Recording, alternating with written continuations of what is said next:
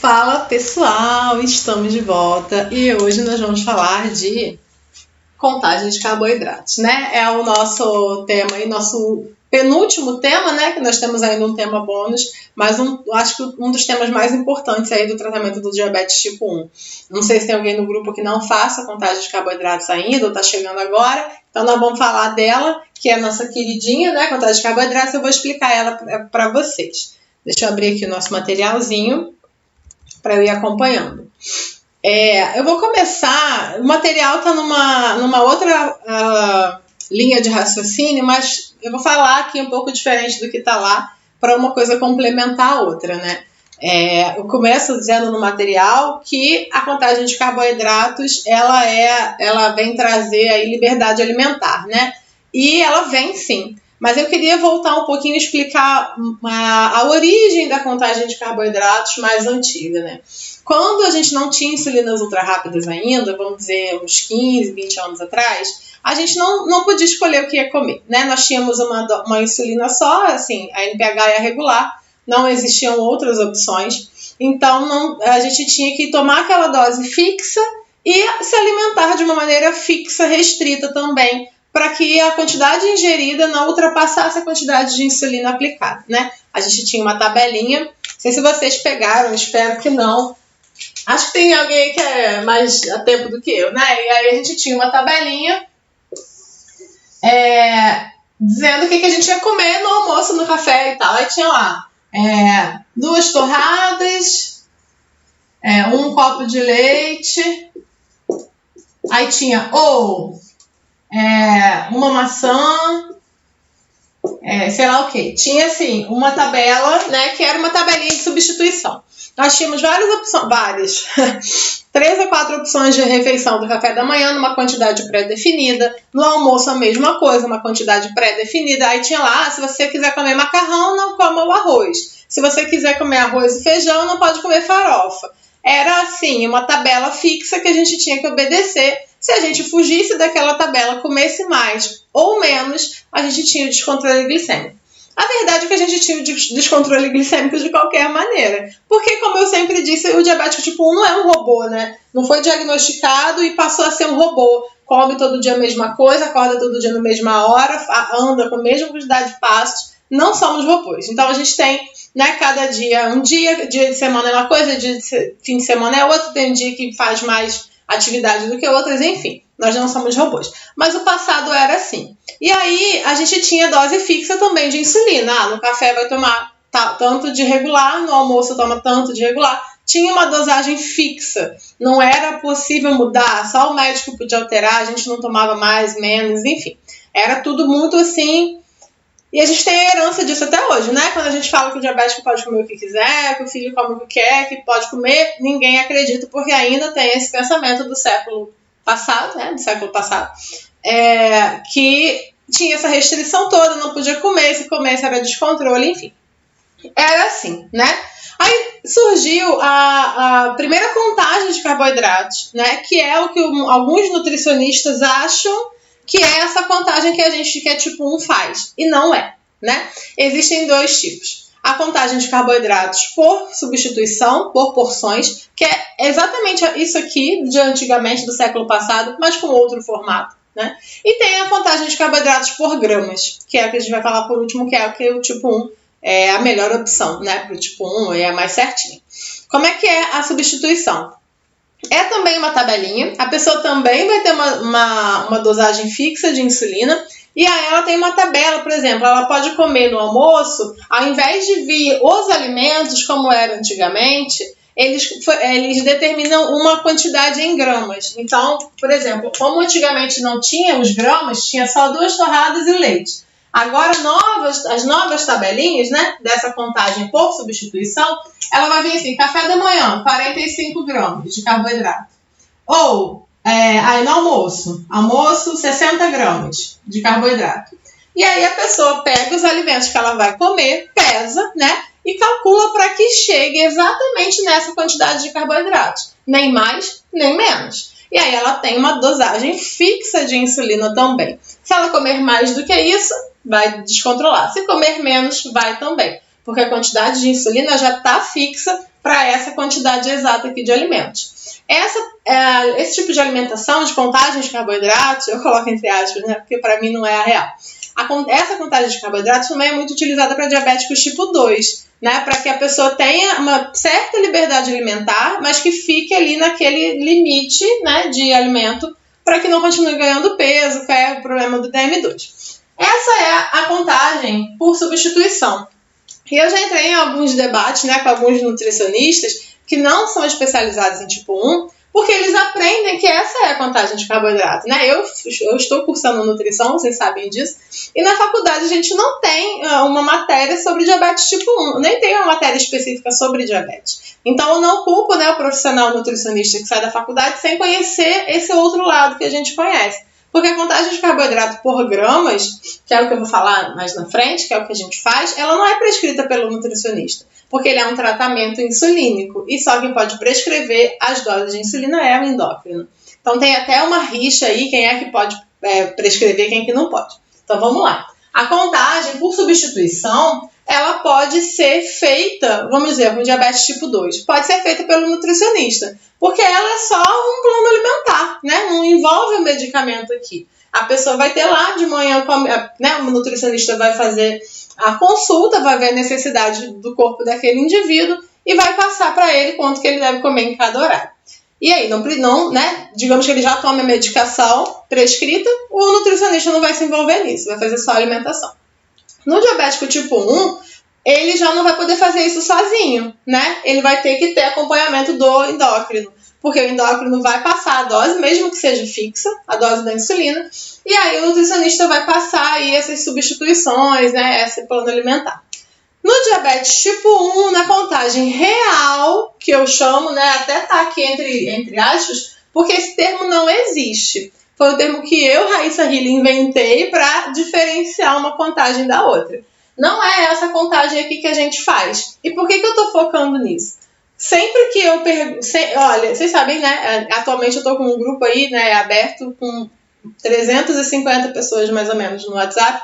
E muita gente fala, eu faço contagem. E aí quando você vai perguntando mais coisa, né? Como eu já tenho muita experiência, eu consigo captar rapidamente, a gente vê que não é a contagem real. É essa contagem fixa, né? A contagem por porção. A pessoa não sabe que não é a contagem real. Então eu tento passar isso com bastante clareza, que existe outra forma de ser feito, que traz mais liberdade, né? A pessoa tem, principalmente a criança, pode comer o que quiser, não tem horário fixo, essas coisas.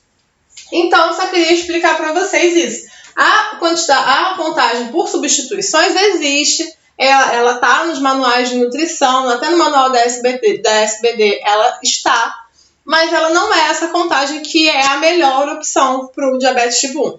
Ah, Raíssa, você não pode dizer o que é melhor, o que é pior, cada um é de um jeito. Tudo bem, tem razão, cada um é de um jeito. Mas a gente tem estudos, né, muito aprofundados sobre isso, e a gente vê que quanto mais o funcionamento das insulinas exógenas se assemelha ao funcionamento do pâncreas, melhor é o tratamento. Não só fisicamente, como psicologicamente falando, né? Porque se a pessoa ficar com uma pressão psicológica muito grande, não pode comer isso, não pode comer aquilo, você é diferente, você tem restrição, a pessoa acaba criando um trauma psicológico, pode até ter uma compulsão alimentar no futuro. Então, olhando assim da maneira, né, das pesquisas científicas e de uma saúde na forma geral, a contagem de carboidratos real, que eu dei esse nome, é mais indicada, traz melhores resultados.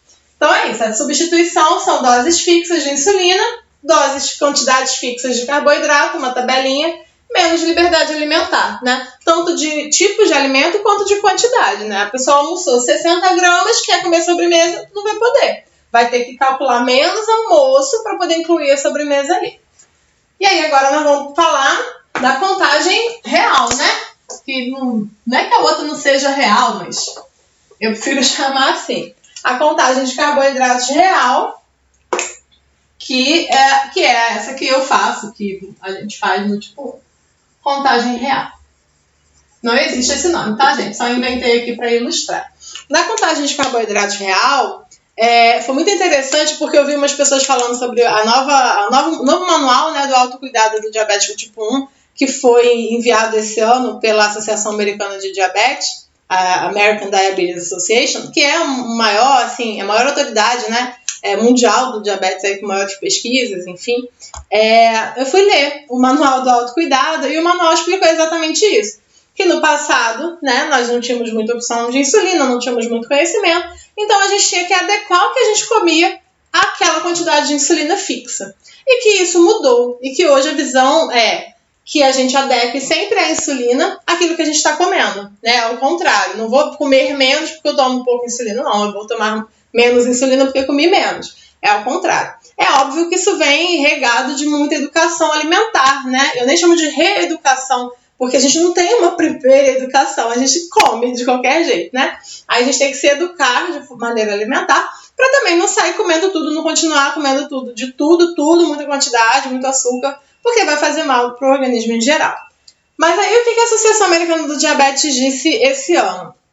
Que a contagem de carboidratos, essa real, ela foi criada para que o diabético tipo 1 possa comer o que quiser, quando quiser. E eu acho essa frase muito forte. Não fui eu que disse, eu estou repassando, né? Tá no manual. Se vocês quiserem, eu mando para vocês, tá todo em inglês, né? Mas o manual do autocuidado do diabético tipo 1, e lá diz isso claramente. O diabético tipo 1 deve comer o que quiser, quando quiser, né? E eu acho isso muito bom para quem passou aí anos da vida sem poder comer o que queria, quando queria. Hoje em dia pode, né? Podemos, todos podem. E como é que funciona, finalmente, a contagem de carboidratos real, né?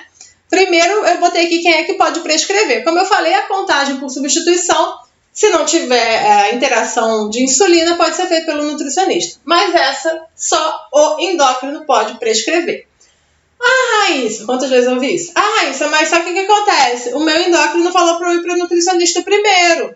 Temos dois casos. Primeiro, o endócrino não sabe o que é a contagem de carboidratos. Acontece muito, todos os dias isso. Ele acha que contagem é uma dieta e manda para o nutricionista porque ele não se atualizou, ele não conhece isso que a gente vai aprender aqui agora. O segundo caso é, o endócrino, ele quer que primeiro o nutricionista explique como funciona e sinta no paciente se ele tem condição de fazer isso. Porque tem muito paciente que não consegue entender como são feitos os cálculos, o que é carboidrato. Isso vai muito do nível educativo da pessoa também. Às vezes é uma pessoa muito simples, ela não tem essa noção de o que é uma matéria, né? Do que é uma célula. A pessoa não tem essa noção. Então, é muito difícil, né? Que a pessoa consiga compreender o que é a contagem, consiga compreender que a gordura vai virar glicose. Então, assim, pode ser que o endócrino saiba, mas que ele não adianta ele passar porque a pessoa não vai entender. Então ele manda primeiro para o nutricionista vai entrar em contato, né, com o endócrino e vai falar, olha, pode passar, ela entendeu, enfim. Mas a maioria dos casos é que o endócrino realmente não sabe fazer e manda para o nutricionista também não sabe e fica aquele vai e vem. Por isso que 99% das vezes eu mando trocar de médico. Mas então vamos lá. A contagem real, ela é prescrita pelo endócrino. É um tratamento insulínico. É importante lembrar isso. É insulínico. Não é uma dieta, não é um plano alimentar.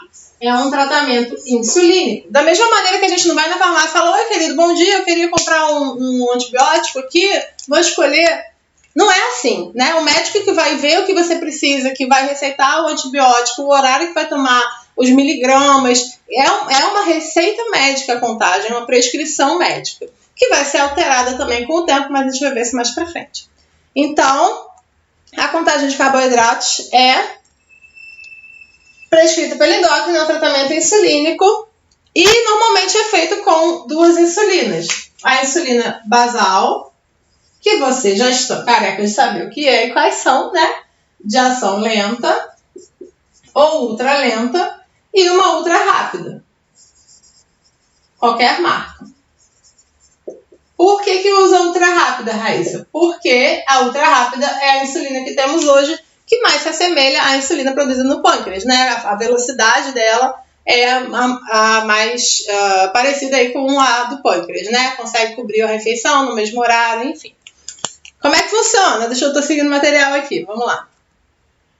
Como funcionam os cálculos? Chegamos aos cálculos. Vamos lá. Não sei se vocês já fazem, né? Provável que sim. Mas vamos rever. Quem não faz ainda vai aprender agora. Primeira coisa que a gente vai ter que ter são dois numerinhos mágicos, né? Duas palavras mágicas, que são... Vou escrever até em vermelho. fator de sensibilidade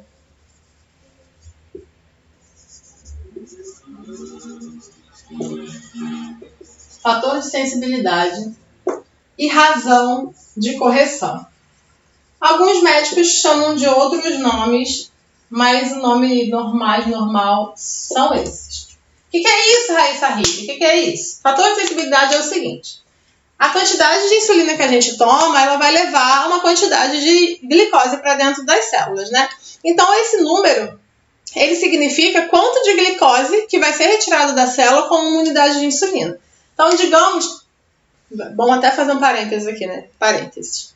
Os números que eu vou jogar aqui são números totalmente aleatórios. Você que está assistindo não deve usar esse número para o seu cálculo, tá? É um número, eu vou jogar aqui um número totalmente aleatório. Não é o meu, não é o de ninguém que eu conheça. É um número solto, só para a gente exemplificar. Então, você não vai usar esse número nos seus cálculos, tá? Você tem que ir ao médico, porque usar esse número aqui sem a prescrição médica pode te levar à morte. Então, não faça isso. Não utilize esse número aqui. Esse número aqui é só um exemplo para a gente poder seguir com o raciocínio, tá bom? Fecha parênteses. Então, vamos lá. Digamos que uma unidade de insulina no meu corpo, vamos dizer assim, vai abaixar 30 pontos. 30 pontos. O que isso significa? Significa que se eu quero que minha glicemia fique em 100, minha meta glicêmica é 100, e minha glicemia está 130, se eu tomar uma unidade, vai abaixar 30. Então, vai ser menos 30, vai ficar 100. Se uma unidade abaixa 40, vai estar 140, eu vou tomar uma unidade, vai cair 40 pontos essa glicemia. Isso é o fator de sensibilidade. É quanto de glicemia vai cair com a unidade de insulina. Esse aqui é o númerozinho mágico. Pode ser 40, 30, 20, 60, 100. Vai depender da pessoa, né? E como nós descobrimos esse número, Raíssa? É uma pergunta que me fazem muito. Tem um cálculo exato? Como é que o médico descobre? O médico faz um cálculo inicial, levando em consideração idade, peso, várias coisas. Ele vai fazer um inicial, um padrão. Tem um padrão, tá? Eu não vou dizer qual é. Ele vai usar esse padrão. Aí vai passar para a pessoa o padrão e ela vai voltar dali a um mês com as anotações de glicemia feitas. Aí ele vai olhar e ver, a partir desse padrão, se esse número precisa aumentar ou diminuir. Não significa que tem muita gente que desiste, né, da contagem, porque na primeira semana não dá certo. Aí desiste, não volta mais no médico. Mas o primeiro número é só um padrão. Ele vai jogar aquele padrão e vai ver se deu certo, se não deu. Chegando na semana do mês seguinte, ele vai falar, nossa, tá muito alto. Quando você toma em vez de abaixar 40, tá abaixando 60. Aí ele muda, ele fala, então, esse aqui vai ser 1 para 60. Mas ele só vai conseguir ver isso se você anotar tudo direitinho e levar para ele ver. Aí ele vai alterar esse número e até encontrar um número certinho demora, né? E também esse número vai mudando aí conforme a gente vai envelhecendo. Ele pode aumentar, pode diminuir com hormônios, né? Ou dependendo da vida mesmo, esse número pode ser e vai ser modificado. Esse é um fator de sensibilidade. Isso significa, Raíssa, que durante o dia todo vai ser um número só? Também não. Você pode ter um fator de sensibilidade da manhã e à tarde ser outro. Então, de manhã uma unidade abaixa 60 e de tarde uma unidade abaixa só 30. Varia muito de corpo para corpo, por isso que é um número muito pessoal. Eu falo para não compartilhar aí cada um com a sua dose, porque é um número muito particular. Até no mesmo dia, são vários números diferentes. Esse é o fator de sensibilidade. Vamos deixar aqui um fator médio, né, de 50, por exemplo, só para a gente usar de exemplo. Esse aqui vai ser o fator de sensibilidade. A meta glicêmica, vou até botar aqui do lado. Meta glicêmica é quanto que o médico determinou que a sua glicemia deve estar quando está estável, né? Assim, em jejum, depois que a insulina ultra rápida acabou o efeito. Qual é o final? Qual é o finalmente que a gente quer que essa glicemia esteja? Normalmente é 100. Alguns médicos botam 120 para criança ou até mais. Mas vamos dizer que é 100. É o quanto eu quero que a minha glicemia esteja o tempo todo, né? A minha meta é essa, que esteja 100. E o que é a razão de correção? A razão de correção, da mesma maneira, é quanto que uma unidade de insulina vai cobrir de carboidratos, né? Uma unidade de insulina cobre, né? Vai levar do sangue para as células 30 gramas de carboidrato, digamos. Da mesma maneira, pode ser que seja uma unidade para cada 30 gramas de carboidrato de manhã e de tarde seja 1 para 60. No almoço seja 1 para 15. Isso só se descobre tentando, né? Na tentativa e erro, seguindo o padrão do médico e anotando para que ele altere de acordo com a necessidade. Então, esses são os nossos números mágicos, né? O fator de sensibilidade, a meta glicêmica e a quantidade de carboidratos que uma unidade vai seguir. Por que a gente usa uma unidade? Porque é um padrão mais comum, né? Nem todas as canetas têm meia unidade. Uma unidade, vamos dizer assim, é o menor número possível para ser usado nesses tipos de cálculo, né? Uma unidade. Então, como é que é o cálculo na hora do vamos ver? Vou botar aqui do lado para ficar mais fácil da gente lembrar, ó. Fator de sensibilidade, fator de sensibilidade 50. Razão de correção 30. Meta 100. Vamos lá, vamos fazer um exemplo. Digamos que eu vou tomar café da manhã. Vou tomar café da manhã, a primeira coisa que eu vou fazer é medir minha glicemia. Medir está 243. Sei lá. Glicemia. Eu quero que a minha glicemia venha para a meta, certo? Eu quero que ela fique 100. Então, eu vou pegar 243 e vou ver quanto que isso está acima da minha meta, acima de 100. Então, eu vou tirar o 100, né? Que é a minha meta, vai ficar 143. Então, ele está 146 glicoses acima do que eu quero. Então, eu tenho que fazer o quê? Dar um jeito de limpar esses 143 glicoses que estão no meu sangue. Aí, a gente vai dividir esse valor pelo nosso fator de sensibilidade. Dividido por 50. Se eu sei que uma unidade abaixa 50, eu vou ter que abaixar 50, mais 50 vai dar 100, né? Aí mais 43, perto de 50, arredonda também para 50. Então, para baixar 50 uma unidade, vou baixar 50 uma unidade, vou baixar 50 uma unidade. Vão ser 3 unidades no total. Claro, 150 dividido por 3 dividido por 150 dividido por 50 é 3, né? Corta aqui, 3 vezes 5, 15. Então, seriam 3 unidades de insulina, nesse exemplo aqui, para que uma glicemia de 243 se transforme em uma glicemia de 100. Essa quantidade de insulina vai tirar 143 glicoses do sangue e levar para a célula para tirar ela do sangue. Então, esse é o primeiro cálculo. É muito difícil, muito complicado. Não é, só as primeiras 5 vezes, depois fica fácil. Fora que tem inúmeros aplicativos que fazem isso, e aí no material tem a tabelinha também para vocês seguirem. Então, vamos lá. Vai ser 243, que é a glicemia, menos a meta, dividido, né, pelo fator de sensibilidade. Vai ser 143 dividido por 50. Vai dar 3 aproximadamente, né? Então, nós temos isso daqui para corrigir a glicemia. E aí, vamos ao segundo cálculo, que é da refeição. Hoje eu vou comer 2 pães. Deu, sei lá, 60 gramas de carboidrato. 60 gramas de carboidrato. Se eu sei que uma unidade cobre 30 gramas, né? Eu vou ter que tomar 2 unidades. É óbvio, vou fazer o cálculo. 60 dividido por 30 vai ser igual a 2. Né? Eu vou corrigir 30 mais 30. Uma unidade mais uma unidade. Aí, no final das contas, nós vamos somar esses dois. E nesse exemplo fictício, nós teríamos que tomar 5 unidades de insulina. 3 para corrigir a glicemia e 5 para corrigir o alimento. E se eu não for comer? Vai corrigir só a glicemia. E se minha glicemia estiver 100?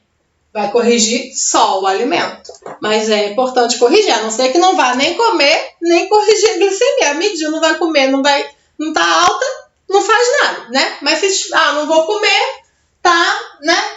vai aplicar só isso aqui. Se tiver boa glicemia, faz só esse cálculo aqui. Se estiver alterado, faz os dois, certo? Não é difícil. Tá aqui, ó, meta, glicemia, tudo bonitinho o cálculo para vocês. Não é difícil e só tem que levar em consideração algumas observações. Por exemplo, quanto é questão de tempo aqui? Por exemplo, é importante aplicar a quantidade calculada 15 minutos antes de comer, ou nesse caso, ainda mais. Porque essa glicemia aqui, ela vai demorar para descer. Ela vai demorar, o quê? Uns 40 minutos, né? Então, não adianta você tomar a insulina, tá 243, vai tomar a insulina e vai comer.